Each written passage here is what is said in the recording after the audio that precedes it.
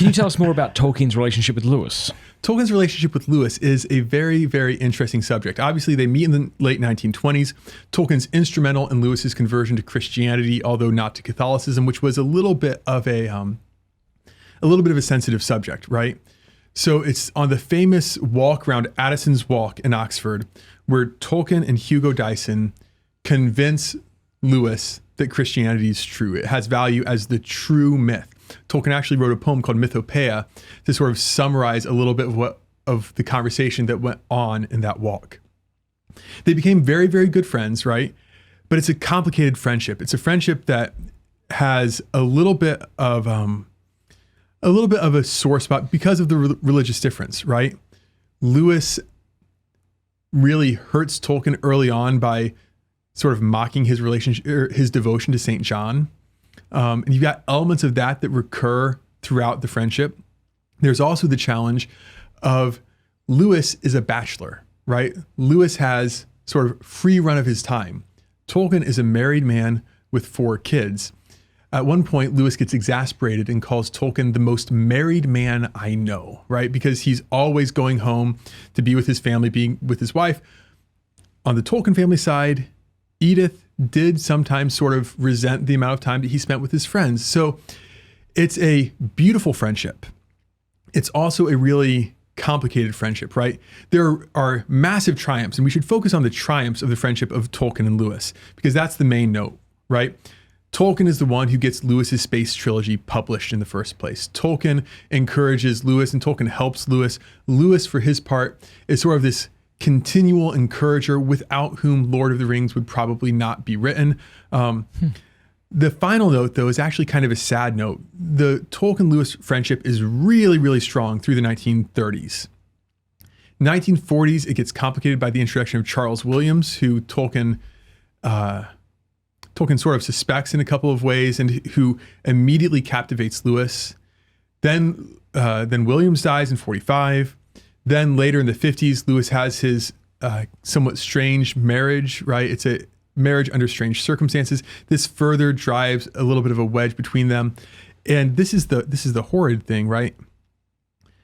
By the time the early 60s roll around, the friendship has largely cooled, and each man is wondering why the other one doesn't make more time for him, right? So it's a beautiful friendship. It's got great moments, but it also has these bittersweet elements built into it, right? Neither one would have become what they did without the other one.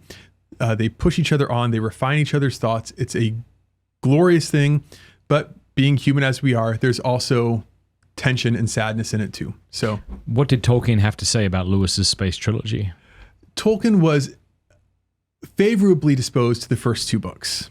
So the first 2 books, Out of the Silent Planet and Perelandra, Tolkien was in favor of, although he was irritated because he thought Lewis did in fact plagiarize a couple of his ideas. So he took some character names from Tolkien, Tor and Tinidril. He took the idea of Numenor from Tolkien, and Tolkien resents that.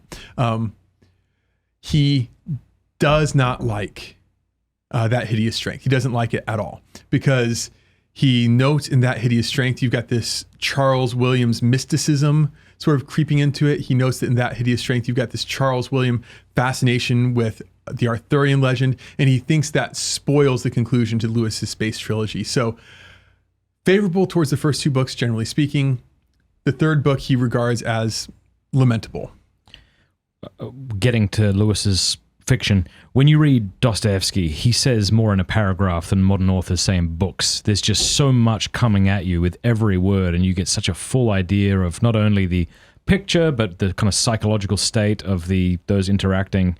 Tolkien's like that as well. It's like a thick steak, you know what I mean? When I read Lewis, it feels to me more like and this just might have to do with the fact that I really haven't spent a lot of time with his fiction, but it certainly feels less like that.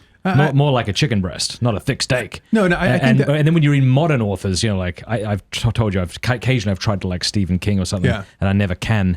But it feels so surfacey. Just tofu. I like that. So I do think there's that difference, right?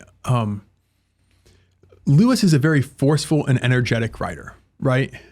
Certainly in prose,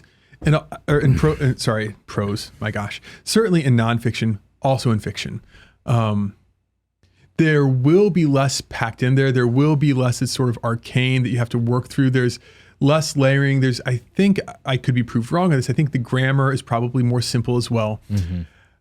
I would really encourage people to read Lewis and like Lewis and enjoy the style, right? A chicken breast might not be the most amazing meal you ever had, but a chicken breast can be really good and really consistent, and most people can cook it. So when I advise students to learn how to write, I say read C.S. Lewis, because he teaches the average person, and I consider myself an average person, how to write well and forcefully, because most of us can't write like Tolkien, but most of us can in some way aspire to write like Lewis. Yeah.